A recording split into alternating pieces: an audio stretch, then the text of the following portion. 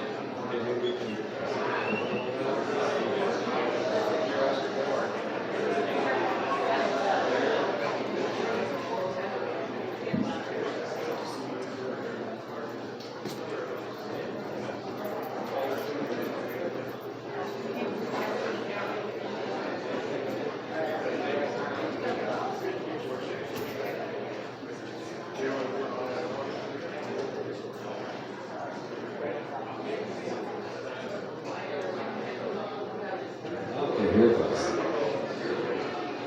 19-foot prop.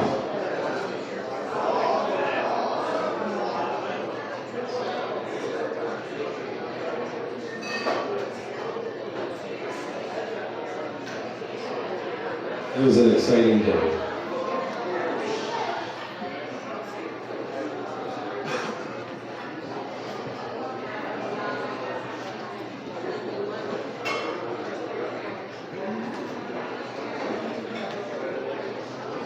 That's Edmund Fitzgerald and his wife Elizabeth, champagne bottle.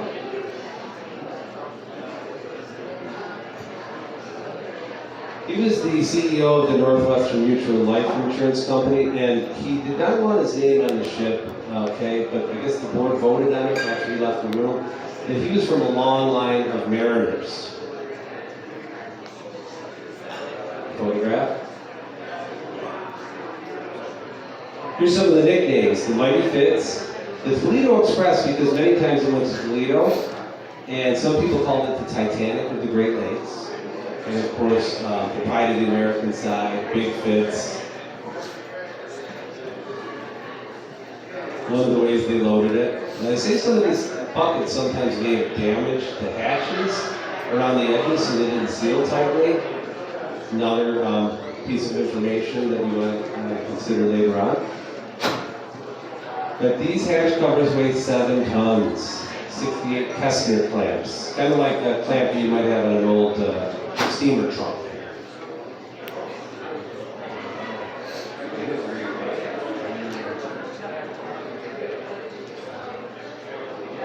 Okay, let's talk about the Great Lakes. 12,000 years ago, there was glaciers all over North America, and over time they started moving because they started melting, and they scraped these large depressions in the ground, and then when the ice melted, it formed the Great Lakes. From outer space. Some really good facts here. The Great Lakes are 21% of the Earth's fresh water by surface, but by volume, over half of the Earth's fresh water by volume. So we're in a really good spot right here in Western New York, close to 2 Great Lakes. And in the United States, it's 84% of the fresh water in the country. This is a great shot because it shows the depths of the lake. And the lakes are kind of like bowls of milk on a hill that spill into each other. You'll see in the next illustration.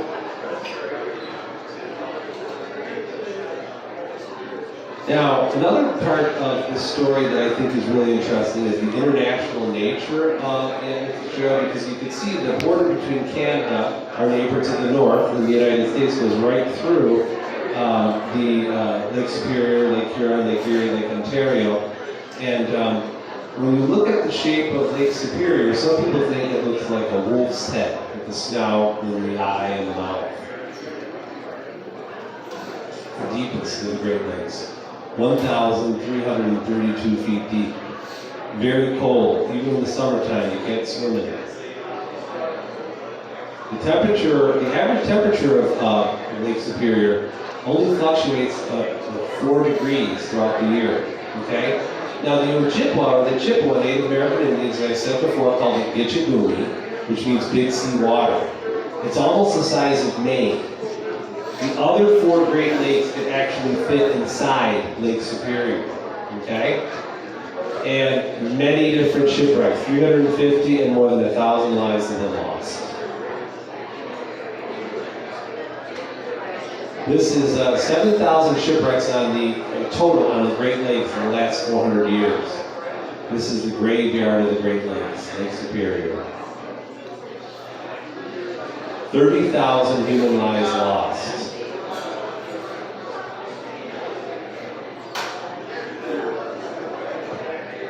Now, the fateful journey started on November 9th, and ironically, November 9th was like Native American Indian summer. Beautiful, warm, sunny day. No one knew what was going to happen the next day. They, of course, took on 26,116 tons of iron ore, which is basically double the weight of the ship. And they did not know that they were going to encounter the Witch of November, which is the name of my painting over there on the easel. These were famous storms throughout the month of November that a lot of the mariners feared, especially on Lake Superior. There have been many incidents on the month of November, but they said this was like a 100-year storm. So they took off in the afternoon on November 9th, and then the weather started to change. Meanwhile, the Arthur M. Anderson left a little bit before them, but because the Edmund Fitzgerald was a faster ship, they actually passed them, and they took the lead. The 2 captains, Captain Ernest McSorley of the Fitzgerald and Jesse Bernie Cooper from the Arthur Anderson, were in communication talking about the weather. So they decided to take a northerly route for protection, okay, from the lee of the Canadian shoreline. This is Captain Ernest M. McSorley. It was his final trip. Okay, his wife had had a stroke, and they lived in Toledo, Ohio, and he was going to do one more trip, but unfortunately he didn't make it. And he thought that he was going to make it. At the final communication, 7:10 p.m. on November 10th, when he was speaking over the radio to Bernie Cooper, and Bernie was asking him about his problems that he was experiencing, he said, "We're holding our own," which meant that he really didn't know what was going to happen. He had the confidence, and he had the positive outlook that they were going to make it through this storm. So this is a timeline, okay? And one of the most important things that happened was in the early afternoon when Captain Bernie Cooper observed on his radar. He thought that the Edmund Fitzgerald was getting too close to Caribou Island. And next to Caribou Island, there was a shoal. They called it 6 Fathom Shoal. Now, a fathom is 6 feet, so you're talking, it's only 36 feet deep there. Unfortunately, the charts that they were using at the time had been recorded in 1916. And what they did in those days is they used a rope and they used a piece of lead, a lead weight, and that's how they measured the depths. The charts were inaccurate because the shoal extended out a mile to a mile and a half in different directions, okay? So when Bernie Cooper saw that, he thought, that's strange. He said, he's a lot closer to Caribou Island and the 6 Fathom Shoal than I'd like to be. Not long after that is when he started getting communication from Captain McSorley saying that he had a starboard list, he lost 2 vent covers, and he also, his fence rail was laid down. Now the fence rail has cables and stanchions and it goes the length of the ship. And when that is damaged, a lot of times a ship will hog, which means in the middle, the ends bend down like this, and that would snap the cable from the turnbuckle. So he definitely experienced something in that area because not long afterwards when Captain Ernest McSorley started communicating that he was having some problems. Okay? So he asked the Arthur Anderson to help to guide him because both of his radars were out, and because of this storm that was getting worse and worse, at Whitefish Point there was a radio beacon and the lighthouse was out because the power was out because of the storm. And in those days, the pilot houses were empty. They didn't have the technology in 1975 that the pilot houses have today with GPS units. Some of them have 2 GPS units and depth finders. The Edmund Fitzgerald didn't have a depth finder. They were just using their eyes and binoculars, and of course when the radar went out, then they were just counting on the Arthur Anderson to guide their away. And their plan was to get to Whitefish Bay, because if they could make it to Whitefish Bay, then they'd have the safety surrounding them. Okay? Unfortunately, the Edmund Fitzgerald didn't make it. Those two lines show the different routes that they took. Okay? And a lot of people think, well, why didn't the Arthur Anderson go down? Well, the Arthur Anderson had 5 cargo holds. That means they had 2 extra bulkheads, all right? So that made their ship stronger, perhaps, and they took a slightly different route. Of course, they didn't go by Caribou Island like the Edmund Fitzgerald did. But you can see where the shipwreck is, where that red dot is. Okay, that's Whitefish Point, a very dangerous area. Many different shipwrecks are there. So other ships were already at anchor, and the Sioux locks were closed because of the storm. Now this is a great graphic because it shows the different colors show the wave meters and it shows the times at the top. So when it gets close to 7 p.m. on November 10th, you'll see it's all purple in that area, and it says the wave height was in meters. You're talking about 27 feet. But Bernie Cooper said that he had 35-foot waves that were swamping his ship from behind and hitting the pilot house and damaging his boat. About 6:30, 2 monstrous waves hit the Arthur Anderson and they continued down the lake. And Bernie Cooper believed that those waves they gain power and intensity, and he thinks that that led to the demise of the Edmund Fitzgerald. Okay, similar graphic with the routes. Here's some of the sailors from the ship, Buck Champeau. Now, only the best sailors were chosen to work on the Edmund Fitzgerald. It only took a crew of 29 men to operate this ship. And there's a few young cadets, but for the most part, they were seasoned veterans. Ransom Cundy. Now this guy, he was actually substituting for the actual cook, okay? Unfortunately, for him, he wasn't able to make it. I love this photograph of these 2 young cats.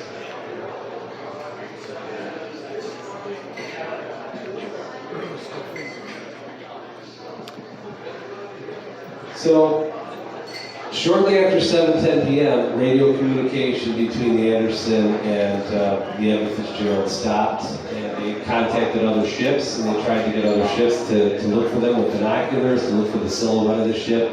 There was a huge snow squall, and after the snow squall went away, they couldn't see the Edmund Fitzgerald anywhere. Some artist renditions of the ship in that fateful storm. This is what the shipwreck looks like on the bottom of Lake Superior. The stern of the ship is upside down, and it lays 170 feet away from the bow of the ship, which is upright. And the debris field is scattered all around. And today it is like a tomb. The sailors are still inside, and like the Native Americans said, and Gordon Lightfoot said in the song, the lake, it is said, never gives up her dead. In other words, the lake is so cold that these men are entombed inside this ship and almost like mummified, okay? Because the gases in their body aren't going to build up to cause them to float. So it's now a sacred site. After 1995, they decided that it's like a graveyard and it should not be disturbed by people who are exploring with submersibles. Another artist's rendition of the shipwreck.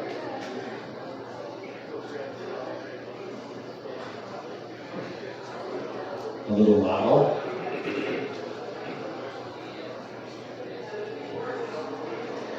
And Bernie Cooper is going to say in the interview, I think he's the closest person to an eyewitness, and I really take note of what he says.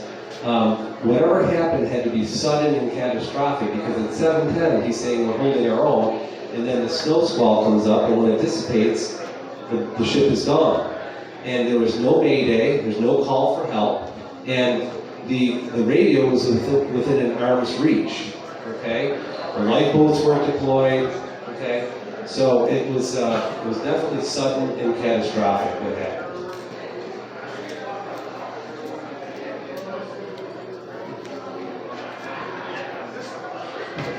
Newspaper articles from the day, back in the day. And this is Bernie Cooper. He's not alive anymore, but through the magic of technology, we can listen to his interview and get his thoughts on what he thinks happened to the Edmund Fitzgerald. If we can go backwards, go to slideshow at the top there. Yeah, perfect.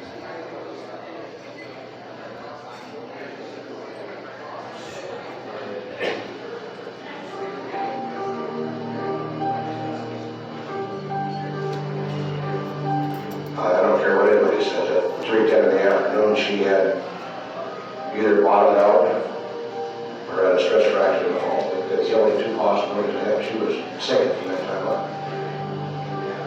But my theory is that the water is finally building up on her, finally up her bowel, and she had so much of it just started her down. And once she started down, she would just go over to the bottom. With all that extra water on deck, at times I had as much as 12 feet on my deck at times. And I know my hatchback was completely buried a few times. When she was hurt, she had a starboard list. Her fence rails were down. She had a couple tanks, vent tanks missing. I think that water probably pushed her down another 2 or 3 feet. Besides, the list would have increased her gravity on the starboard side. My thing is she bottomed out. For one thing, is the fence rails don't break. The ship sagging.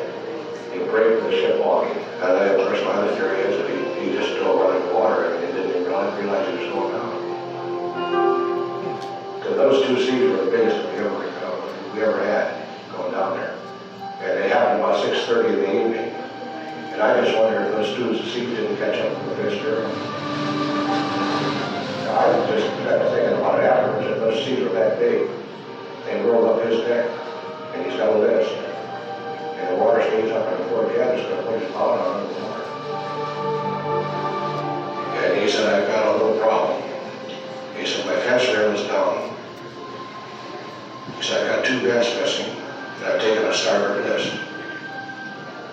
Now, that immediate list again tells me that he either had a stress fracture or he bottomed out. He said he had his pumps on. I asked him if he had his pumps on. He said yes. And then Laurie got his nephew. I said, how are you doing? He said, we're holding our own. That was at 7:10. That was the last transmission we had. And he had showed no signs of panic. I mean, he was calm. So, I really believe, I think that he thought that ship was going to get him through. Captain Conrad, he asked me if I'd personally go back out, and I was reluctant to go, really I was. But he said there's a ship on the bottom, and I felt like saying that would be 2 if I go back, but I finally decided I'd go on. You went back out for sure. A lot of debris, gas tanks, for the stoves, life preservers, oars, canisters. But no sign of anybody else. I think it was sudden and catastrophic. I mean, the ship just disappeared completely. Maybe. I think they were going under. And that was a big wave. And I think they just kept going just so much.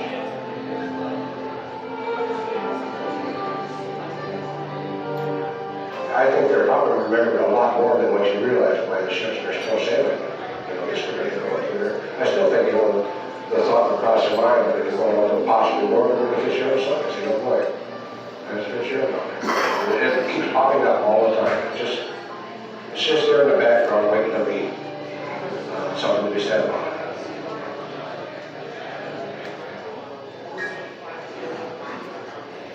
Link to the video posted below.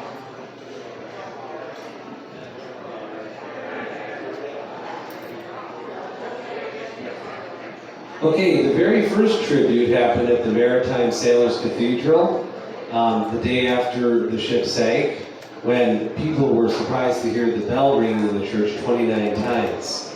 Here's the connection. This particular cathedral is designed by C.N. Otis from Buffalo, New York. It's in Detroit. This is the prayer that the Father Richard Ingalls said that day to the 29 men who lost their lives.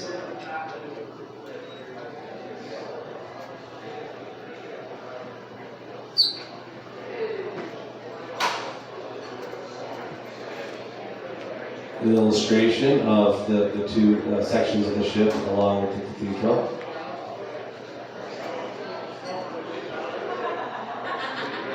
Other tributes are lighthouses around Lake Superior that illuminate on November 10th at 7:10 p.m. At the Dawson Great Lakes Museum in Detroit, Michigan, they have a little tribute ceremony every year, and the next slide will show you the anchor, the 12,000 pound anchor that they lost this actually the previous year, so they actually recovered this and made it into a little monument. Of course, tributes come in many different forms, and this is a wonderful tribute, the Great Lakes Edmund Fitzgerald Porter. And this is BBC's very own Gitchigumi. And here's another connection. The Gitchigumi label was designed by Mr. Robert Hopkins, who his parents are here tonight, Bobby and Mike Hopkins, and I actually taught him in kindergarten. And I think it's a really cool design because at first when you look at the front of the can, you see the ship, and then you realize when you look at the sides that it's the ship on the bottom of the lake, with the little submersible there.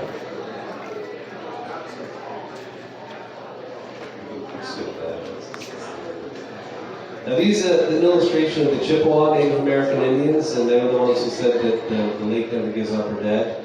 And the Ojibwe actually means the true people, or the original people, the indigenous people of the region. Okay, and many people became familiar with the Chippewa because of Hiawatha. Okay,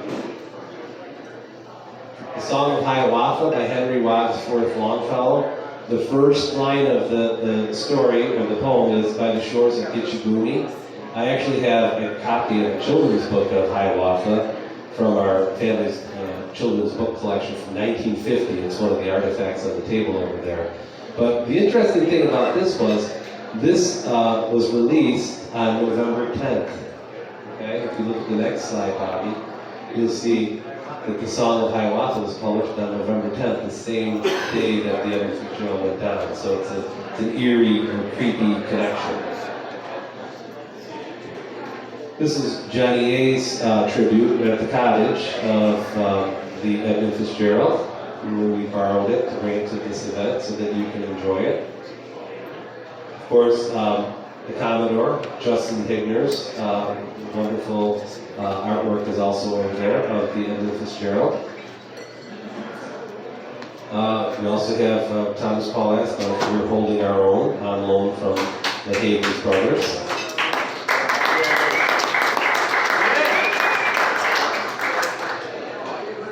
Various tributes including coins, Christmas tree ornaments, patches. This is a display of the children's artwork at my school involving collage and stenciling and symbolism tributes.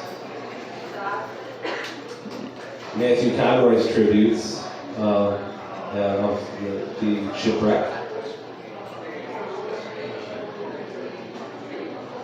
Mr. Danny Humper-Zunian, who's here, that's his wonderful painting of the Edmund Fitzgerald, flying through the waves. I have some of my t-shirts on display from Johnny A over here, and here's two of my favorites. And of course, Jim Rankin, we heard him speak earlier so eloquently, and he is a bagpiper in the Niagara Regional Police Pipe Band. Okay, and he's going to be doing a musical tribute with his bagpipe a little bit later, Amazing Grace. course, Paul Beatty, #2, created a tribute to the Edmund Fitzgerald, and it's going to be, again, happening this Saturday, right here. It's the Mighty Fitz 5K. We also do the tolling of the bells prior to that race. Here's Edmund Fitzgerald made with Legos. An Edmund Fitzgerald Halloween costume. This is the stern of the ship upside down. Pilot house.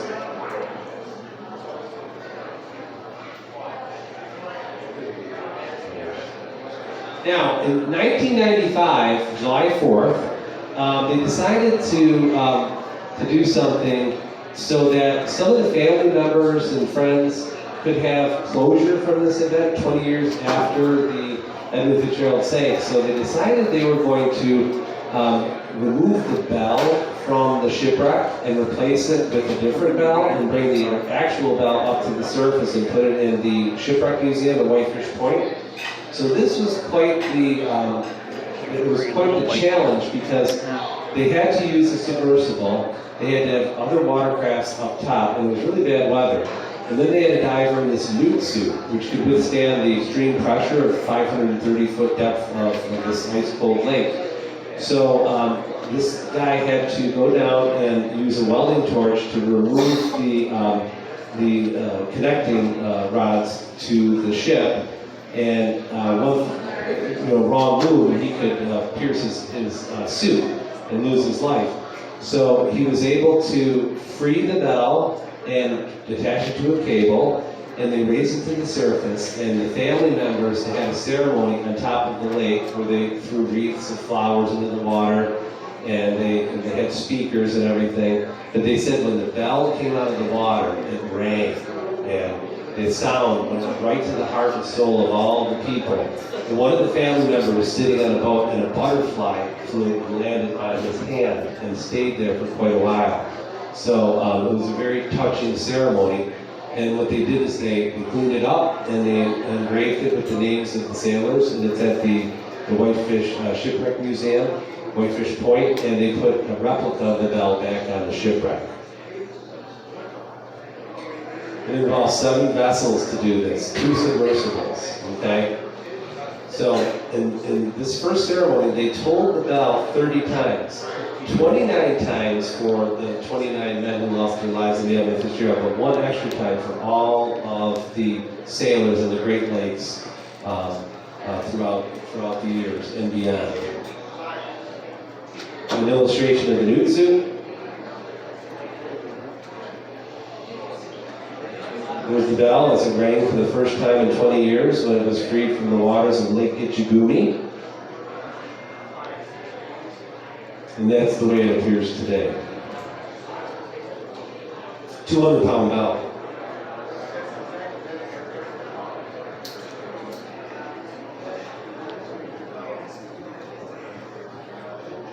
One of the lifeboats that was recovered, it was never utilized. Of course, it was ripped from its moorings on the boat, the ship.